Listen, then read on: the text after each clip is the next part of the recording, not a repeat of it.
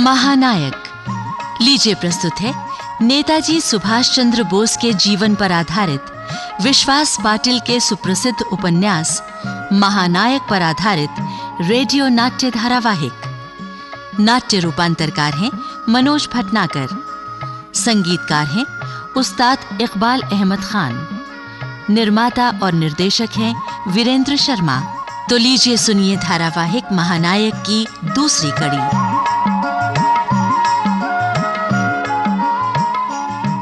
फिर वही लाल किला।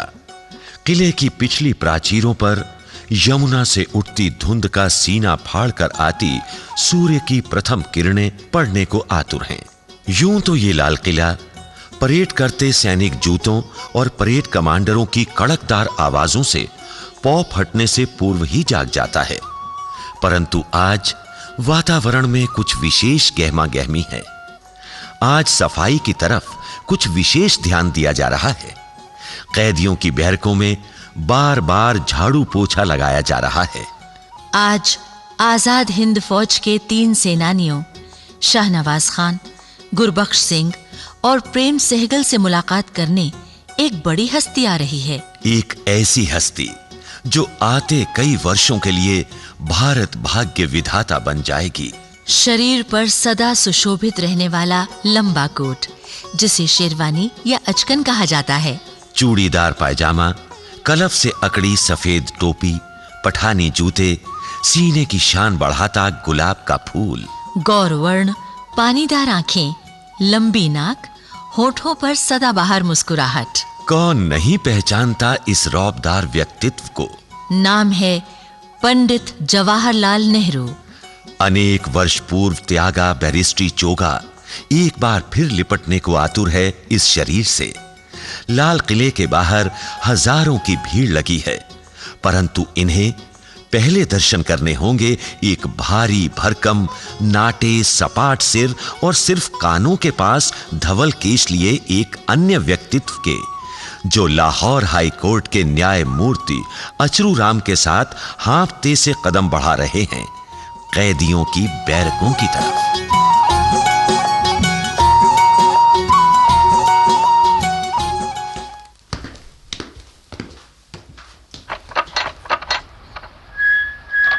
प्रेम सहगल जी, आपसे मिलने आपके पिता जस्टिस अचरू राम जी और बैरिस्टर भूलाभाई देसाई आए हैं। पैरी पहना पापा जी। जीते रहो बेटा। देखो तो तुमसे मिलने कौन आए हैं, खुद बैरिस्टर भूलाभाई देसाई। जय हिंद सर। बड़े भाग वाला हूं जो आपसे मिलने का सम्मान मिला। प्रेम, ये तो आने वाला वक्त ही बताएगा कि किसको किससे मिलकर सम्मान प्राप्त हुआ है। क्या बात है भूला भाई सर, कुछ तबीयत नासाज है क्या? क्या करें, उम्र, मोटापा, ब्लड प्रेशर, फिर भी मुकदमे के लिए 100% स्वस्थ हूं। मेरा परम सौभाग्य है कि इस मुकदमे का कामकाज वकील की हैसियत से मेरे हाथ आया। मुझे इस बात का दुख भी है कि नेताजी को उस अद्भुत रूप में देखने के लिए मैं पूर्वी एशिया में ना हुआ। ये प्रेम भी कहां से देख पाता अगर ये सेना में ना होता, तब ये शायद सुभाष के फंदे में भी ना पड़ता। पापा जी, नेताजी का आमंत्रण ही कुछ ऐसा था, मुर्दा भी उठकर उधर ही चल पड़ता। नेताजी की जय! जवाहरलाल नेहरू जिंदाबाद! लाल किले से आई आवाज, हिलो सहगल शाहनवाज! लाल किले से आई आवाज, हिलो सहगल शाहनवाज! लगता है जवाहर आ गए। आज कितने वर्षों बाद नेहरू जी को देखने का मौका मिल रहा है। याद है पापा जी, लाहौर में कांग्रेस का अधिवेशन हो रहा था। नेहरू जी काले घोड़े पर सवार होकर आए थे। आपकी और मां की उंगली पकड़े मैं भी वहीं था। हाँ, नेहरू जी और सफेद खादी के कपड़े पहने सुभाष साथ साथ घूम रहे थे, और तभी से नेताजी की छवि मेरे मन में बस गई। Sir अचरू Ram ji, mister Desai, mister Nehru चाहता है कि सब लोग रिसेप्शन हॉल में मुलाकात करें। So please come. Mister Shahnawaz Khan, mister Sehgal and mister Dhillon, आप भी चलिए जल्दी। चलो। क्या ये कैद से आजादी की शुरुआत है जेलर साहब? जल्दी जल्दी। हाँ, पहली बार हमें जेल से निकालकर स्वागत कक्ष में ले जाया जा रहा है। इधर लेफ्ट में, ये रहा रिसेप्शन हॉल। चलिए आओ शाहनवाज। और नेहरू जी आ गए। जय हिंद। जय हिंद। भूला भाई और जज साहब भी हैं। चलिए अच्छा है, कानून याद करने में बहुत मदद होगी। करीब करीब भूल ही बैठा हूं प्रैक्टिस कैसे की जाती है। और क्या क्या भूल गए हो जवाहर, पिछले 4 वर्ष जेल में बिताकर। भूला भाई, 42 के आंदोलन के बाद से कई भुलाने लायक बातें हो चुकी हैं। जैसे कांग्रेस कार्यालयों में धूल से अटे कमरे, फटी हुई रसीदें, दीमक लगे कागज पत्र, खड्डे भरे फर्श, लुढ़की पड़ी स्याही की दवातें, सूखे इंक पैड, कर्मचारियों के मुरझाए चेहरे, ये सब भूल जाने लायक ही तो हैं। हाँ, अंग्रेजों ने 42 के आंदोलन को बुरी तरह कुचल डाला है। अरे जब नेता ही जेल में बंद हो तो लोगों के चेहरों पर खिलखिलाहट कहां दिखाई देगी। जो भी हो भूला भाई, हमारा आंदोलन कुचला नहीं गया था, दूसरा ही रूप लेकर उठ खड़ा हुआ था सुभाष के नेतृत्व में। अभी अंदर आ रहा था तो जय हिंद और दिल्ली चलो के नारों में वही दम देखा जो अंग्रेजों भारत छोड़ो के नारे में था। आज भले ही सुभाष यहां नहीं है, उनकी याद, उनकी कारगुजारियां इस स्वतंत्रता आंदोलन को जिंदा रखे हैं। बिल्कुल ठीक कहा। हाँ, उसने और उसकी आजाद हिंद के सेनानियों ने। उसी आजाद हिंद के बचाव के लिए मैं इतने सालों बाद बैरिस्टर का चोला पहनकर एक बार फिर कोर्ट में आऊंगा। क्षमा करें नेहरू जी, हमारा बचाव करने में अगर कांग्रेस को कोई असुविधा हो रही हो तो। प्रेम, जानते हो तुम ये किससे बात कर रहे हो? जी वो पटना की प्रचार सभा में राजेंद्र बाबू के स्वागत भाषण के बाद जब आसमान जय हिंद के नारों से गूंज रहा था, तब यही जवाहर आजाद हिंद फौज के 2 भूतपूर्व सैनिकों को मंच पर लाया था और बोला था ये बहुत अच्छा गाते हैं, इन्हें गाने दिया जाए। याद है जवाहर वो कौन सा गाना था? कुछ कुछ शब्द याद हैं। हिंदू हो या मुसलमान, हिंदू हो या मुसलमान, हिंदू हो या मुसलमान, सिख या ईसाई सारे, सिख या ईसाई सारे, माटी के नैन सुख हैं, माटी के नैन सुख हैं, माता के हम दुलारे, माता के हम दुलारे, नेताजी जिंदाबाद, नेताजी जिंदाबाद, नेताजी जिंदाबाद, नेताजी जिंदाबाद, नेताजी की जय, नेताजी की जय, पंडित नेहरू जिंदाबाद, पंडित नेहरू जिंदाबाद, लाल किले से आई आवाज, हिलो सहगल शाहनवाज, लाल किले से आई आवाज, हिलो सहगल शाहनवाज। बस ऐसे ही उस गीत ने जमा भीड़ में जान फूंक दी थी। हम माने या ना माने जवाहर, सुभाष पूरब की ओर जाकर आकाश के तारे जैसा चमक उठा। बिल्कुल ठीक कहा आपने। वो इतिहास का एक हिस्सा बन गया है हमेशा के लिए। भूला भाई, अगर ऐसा न होता तो मेरे अंतःकरण में बैरिस्टर का लिबास पहनने की इच्छा क्यों जागती? देश स्वतंत्रता की दहलीज की ओर बढ़ रहा है। ऐसे में हम आप स्वतंत्रता के सेनानियों को अकेला तो नहीं छोड़ सकते, क्यों? बिल्कुल। नौजवान दोस्तों, तुम्हारा बचाव करना हमारा राष्ट्रीय कर्तव्य है। मेरा और जवाहर, कैलाश नाथ काटजू, तेज बहादुर सप्रू जैसे एक से बढ़कर एक कानून के पंडितों का हाथ तुम्हारी पीठ पर होगा। भूला भाई, मैं सुभाष के प्रत्येक साथी का राष्ट्र के निर्माण में उपयोग करूंगा। कल इनकी मुक्ति के उपरांत इन वीरों को लाखों की भीड़ में गुम नहीं होने दिया जाएगा, बिल्कुल नहीं। लाल किला तोड़ दो, देशभक्तों को छोड़ दो, लाल किले से आई आवाज, दिल्लो सहगल शाहनवाज, लाल किले से आई आवाज, दिल्लो सहगल शाह। क्यों ये लोग अब भी इतना उत्तेजित क्यों है? हम बोल चुका है, सजा उन्हीं को दिया जाएगा जो सीरियस क्राइम, गंभीर अपराध किया है। यस सर, जो आरोप हमने उन तीनों पर लगाया है, ट्रीजन, राजद्रोह का इससे बड़ा अपराध सारी दुनिया में कहीं नहीं है। बोलता है एक के बदले 20 अंग्रेज को मारेगा। हम अपराध के लिए मारता है, वो बिना अपराध के मारेगा। लेकिन हम हुक्म दिया था मुकदमा की तारीख 3 हफ्ता के लिए आगे कर दो। राइट सर, 5 नवंबर का भीड़ देखकर आप ये हुक्म दिया था लॉर्ड वेवल। हम मुलतवी किया, पर आज उससे भी ज्यादा भीड़ जमा हुआ है। ये ठीक बोलता है सर।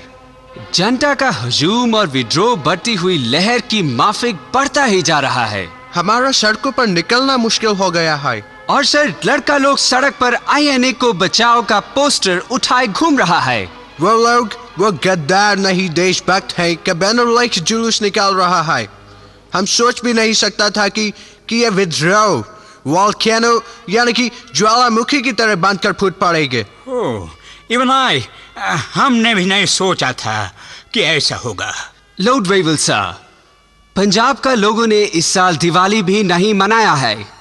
हिंदुस्तान में धार्मिक मनोभाव से बड़ा हथियार कुछ नहीं है। May I come in? हाँ? I'm under arrest, sir. हाँ जज, आ जाओ। बोलो, क्या खबर है? सर, आज के अखबार कुछ टेलीग्राम्स वगैरह। एक एक करके पढ़ो जज। सर, आज मुकदमा शुरू होने का दिन बॉम्बे, कलकत्ता, मद्रास एंड दिल्ली जैसे शहर के साथ आसाम का लाइडो में भी दूसरा बार जनरल स्ट्राइक।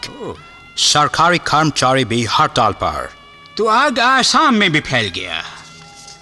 और ये देखिए सर, अमृतसर का शिरोमणि गुरुद्वारा प्रबंधक कमेटी ने आजाद हिंद बचाव फंड में 7,000 रुपया का थैली दिया। क्या? कानपुर, पुणे, मद्रास का म्यूनिसिपल कॉर्पोरेशंस ने इस फंड में दान देने का घोषणा किया।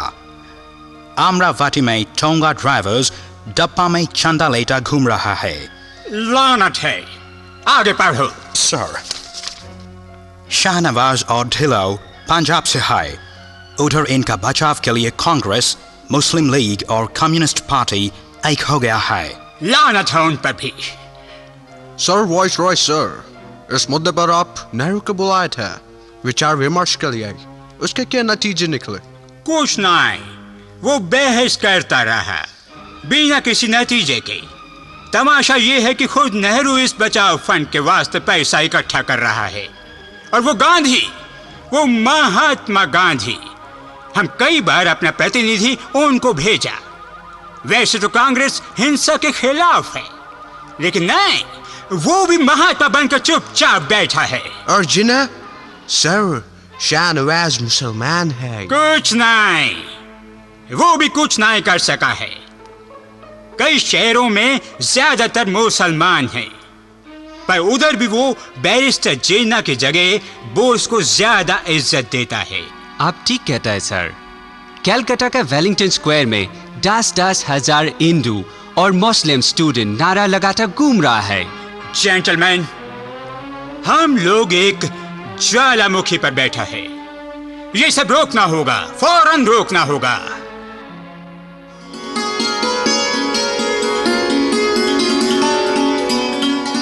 अंग्रेजों की छटपटाहट और घबराहट लाजमी थी। पंजाब के साथ साथ बंगाल में भी बढ़ती उत्तेजना ने उनकी नींद उड़ा दी थी। आजाद हिंद फौज के बचाव के लिए कलकत्ता के देश प्रिय पार्क में एक विराट जनसभा हुई। प्रमुख वक्ता थे पटेल, पंडित जी और नेताजी के अग्रज शरद चंद्र बोस। 7 लाख लोगों की भीड़ जमा हुई। 2 लाख विद्यार्थी और नागरिक कलकत्ता के उस मैदान में 3 दिन 3 रात बैठे रहे। बंगाल का गवर्नर अपने बचाव के लिए एक चर्च में जा घुसा।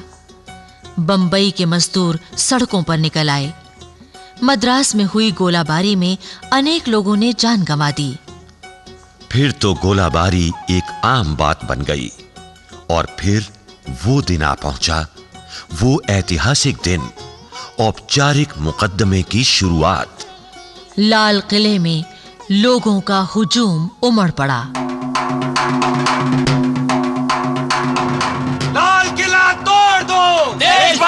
छोड़ दो। लाल किले से आई आवाज, दिल्लो सहगल शाह नवाज। लाल किले से आई आवाज, दिल्लो सहगल शाह नवाज। नेताजी की जय। नेहरू देसाई जिंदाबाद। नेताजी की जय। नेहरू देसाई जिंदाबाद। अरे भाई हटो हटो, रास्ता छोड़ो। बसंत कौर जी आ रही है। कौन? गुरबख्श की पत्नी? अरे भाई जरा एक तरफ हो जाओ, मुझे भी उस वीर शेरनी के दर्शन करने हैं। लाइए भजाई जी, साइकिल मैं ले जाता हूँ आगे। लाइए।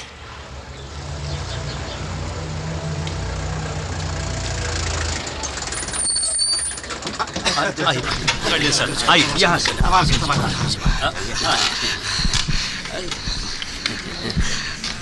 आइए सर, मेरा हाथ पकड़ लें। थैंक्स कैलाश। अरे ये क्या, भूला भाई पहियों वाली कुर्सी पर बैठ रहे हैं। हाँ। अरे भाई तबीयत कुछ ज्यादा ही खराब लगती है इनकी। हे भगवान इनको सेहत दे, यही इस मुकदमे के करता धरता है। चलो कैलाश नाथ काटजू, सीधे रिसेप्शन पर चलो, देखिए वहाँ क्या हो रहा है। देखिए जिन्ना साहब, अगर आप सोच रहे हैं कि हम जात और धर्म के बहकावे में आकर मुस्लिम लीग की पेशकश मान लेंगे, तो ये तो होने का नहीं। जात वर्ग गुटों की दीवारों से घिरा अपाहिज हिंदुस्तान ही हमारा मकसद होता तो हम आजाद हिंद फौज में भर्ती ही क्यों होते। हाँ शाहनवाज, और यही बात मैं आप अकाली दल वालों से भी कहता हूं।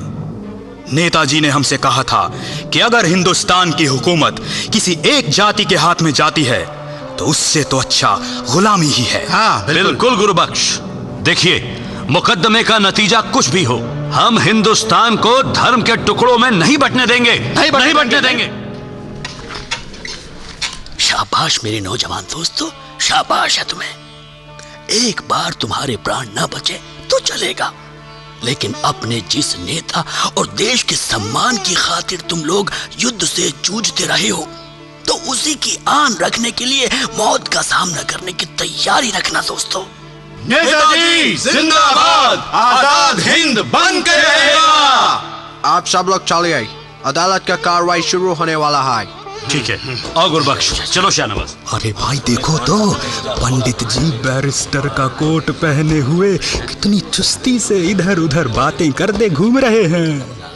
लगता है इस मुकदमे ने उन्हें जवानी लौटा दी है। और वो उधर तेज बहादुर सप्रू भी तो हैं उनके साथ। हाँ, और वो दर्शकों में राजा जी और कृपलानी जी भी बैठे हैं। हाँ भाई सब बैठे हैं। तो देखो शाह शुरू। शाहनवाज जिंदाबाद, शाहनवाज जिंदाबाद, प्रेम सहगल जिंदाबाद, प्रेम सहगल जिंदाबाद, गुरबख्श सिंह ढिल्लो जिंदाबाद, गुरबख्श सिंह ढिल्लो जिंदाबाद। लो आ गए हिंदुस्तान के तीनों शेर। साथ में भूला भाई, काटजू और प्रेम भाई के पिता जस्टिस अचरूराम भी हैं। लो जज भी आ गए। अदालत की कार्रवाई शुरू की जाए। प्लीज बैठ जाइए। प्रोसिक्यूटर नवाज शिखन इंजीनियर, कार्रवाई शुरू करें। मिलॉर्ड, आज इस कोर्ट में आजाद हिंद फौज के 3 सिपाहियों का मामला पेश किया जा रहा है। मिलॉर्ड, यह आजाद हिंद फौज कोई फौज नहीं, गद्दारों का एक जमावड़ा था। इसके इन सिपाहियों ने इंग्लैंड के सम्राट के प्रति निष्ठा की अपनी शपथ का पालन नहीं किया, अपने नमक का हक अदा नहीं किया। लिहाजा इन पर अंतरराष्ट्रीय कानून की धाराएं लागू नहीं होती। मिलॉर्ड, मिलॉर्ड, आजाद हिंद फौज गद्दारों का जमावड़ा बिल्कुल नहीं था। वो आजादी की काम न लिए 38 करोड़ जनता के कंठ से निकली एक दहाड़ थी। मिलॉर्ड, आजाद हिंद की अपनी सरकार थी। हाँ, मेरे फाजिल दोस्त मिस्टर नवाज शिखन इंजीनियर, अपनी सरकार। मिलॉर्ड, क्या मैं बचाव पक्ष के वकील नामी गिरामी बैरिस्टर मिस्टर भूला भाई देसाई से पूछ सकता हूं कि वो कैसी सरकार थी जिसके पास हुकूमत करने के लिए 1 इंच जमीन भी नहीं थी? मिलॉर्ड, इस बात का जवाब देने के लिए मैं आजाद हिंद सरकार में जापान के राजदूत रहे मिस्टर हाचिया को बुलाना चाहता हूं। आप बुला सकते हैं। सर। मिस्टर हाचिया, अदालत में हाजिर हो। मिस्टर हाचिया, क्या आप इस अदालत को बताएंगे कि आजाद हिंद सरकार के प्रति आपकी जापानी सरकार का क्या रवैया था? मिलॉर्ड, नेताजी की आजाद हिंद सरकार को हमारी जापानी संसद डायट ने मान्यता दी थी। मिलॉर्ड, जापानी सरकार ब्रिटिश सरकार की दुश्मन थी और दोनों देशों के बीच लड़ाई चल रही थी। मिलॉर्ड, मेरी अदालत से दरखास्त है कि मेरे जापानी गवाहों को बीच में ना टोका जाए। उन्हें भाषा की मुश्किल आ सकती है मिलॉर्ड। नो मिस्टर देसाई, हमें ऐसी कोई मुश्किल नहीं होगी। मिस्टर इंजीनियर जब चाहे हमसे सवाल कर सकते हैं। ठीक है मिस्टर हाचिया, आप अपना बयान जारी रखें। मिलॉर्ड, इसके अलावा हमारी सरकार ने अंडमान निकोबार आइलैंड नेताजी के हवाले कर दिया था। बर्मा का जियावाड़ी का 50 वर्ग मील उपजाऊ इलाका भी हमने आजाद हिंद फौज को दे दिया था। जब जापान और आजाद हिंद की संयुक्त सेना ने मणिपुर में प्रवेश किया था तो वहां का जीता हुआ सारा इलाका भी हमने नेताजी को सौंप दिया था और इस सब का आदेश हमारे प्रधानमंत्री तोजो ने संसद के सामने दिया था। नहीं मिलॉर्ड, इसे मान्यता दिया जाना नहीं कहा जा सकता। वो सारी जमीन जापान की नहीं थी, युद्ध में ब्रिटिश सरकार से हथियाई गई थी और वहां से युद्ध के बाद जापान का हटना जारी है। पर मिलॉर्ड, जापान की तरह जर्मनी, इंडो चाइना, बर्मा समेत 8 देशों ने आजाद हिंद सरकार को कोई कथित जीती हुई जमीन नहीं दी थी। उन्होंने खुले तौर पर आजाद हिंद सरकार को मान्यता दी थी। मिस्टर इंजीनियर, कोई और सवाल? मिलॉर्ड, मैं मिस्टर हाचिया से एक सवाल पूछना चाहता हूं। इजाजत है। मिस्टर हाचिया, आपने कहा कि आपकी सरकार ने सुभाष चंद्र बोस की आजाद हिंद सरकार को मान्यता दी थी।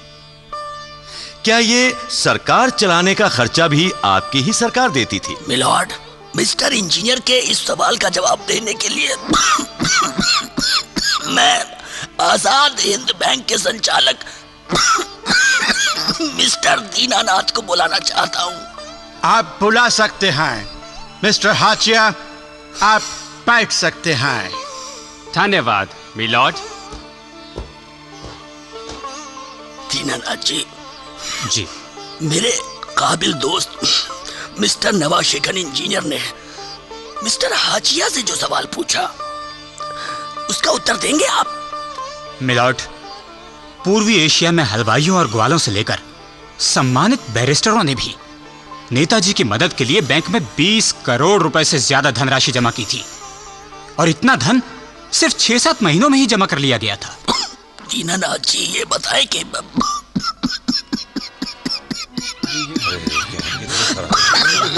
अरे ये क्या लगता है देसाई बाबू की तबीयत बिगड़ गई है। खांसी तो ठीक हो गई है पर वो निढाल से अपनी कुर्सी पर जा बैठे हैं। नेहरू जी, कारजू साहब, सबने उन्हें घेर लिया है। Order, order. लगता है मिस्टर देसाई का तबीयत ठीक नहीं है। मिलॉर्ड, उन्हें बुखार है। कोर्ट को स्थगित किया जाता है। नहीं, नहीं मिलॉर्ड, मैं कोर्ट को एक दिन के लिए मुलतवी किया जाता है।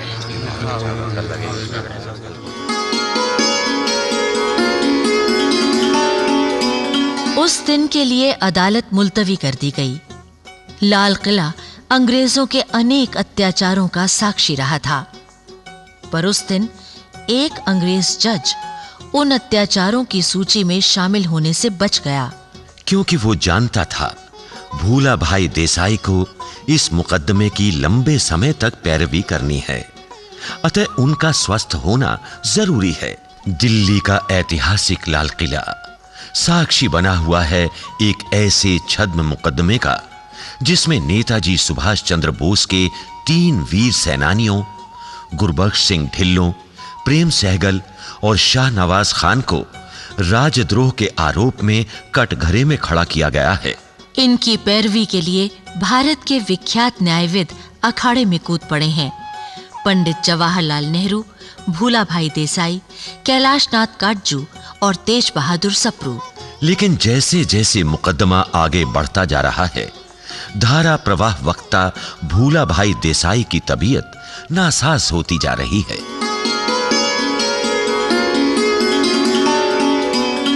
सर, ये तुम्हारे हाथ में कागजात कैसे हैं कैलाश? सर, इन पर दस्तखत कर दीजिए। हम न्यायाधीशों से मुकदमे की कार्रवाई को 4 दिन खिसकाने की गुजारिश कर रहे हैं। पर क्यों? किस लिए? वो सर, आपकी तबीयत। कैलाश, अरे मेरी सेहत की चिंता क्यों करते हो भाई? अरे प्राण भले ही दांव पर लग जाए, परंतु न्याय देवता के मंदिर में मुझे इन नौजवान देशभक्तों की पैरवी करनी ही है। सर वो कैलाश, कल संभवतः मेरे बचाव के वक्तव्य का समापन हो जाए। तुम अगल बगल सतर्क होकर देखते रहना। जी।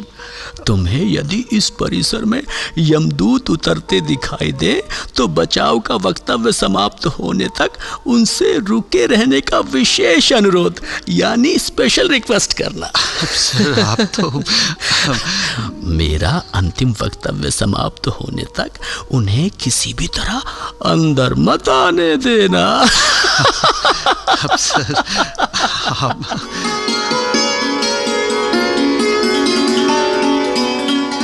ऐसा था जोश, ऐसी थी लगन, ऐसा था दृढ़ निश्चय देशभक्तों के पक्षपातियों का। महानायक। अभी आप नेताजी सुभाष चंद्र बोस के व्यक्तित्व और कृतित्व पर आधारित विश्वास पाटिल के सुप्रसिद्ध उपन्यास महानायक के रेडियो नाट्य रूपांतर की दूसरी कड़ी सुन रहे थे। भाग लेने वाले कलाकार थे योगेंद्र टिक्कू, रजनीश शर्मा, गौरव मारवा, संजय पांडे, सलीम खान, राजेश आहूजा, अश्वनी वालिया, सुरजन सिंह, तुहिन और सुचित्रा गुप्ता। रेडियो नाट्य रूपांतरकार थे मनोज भटनागर। ध्वनि अंकन रविंद्र सिंह राजावत। संगीत निर्देशक उस्ताद इकबाल अहमद खान। निर्माता और निर्देशक वीरेंद्र शर्मा। धारावाहिक महानायक की अगली कड़ी के साथ फिर भेंट होगी। नमस्कार।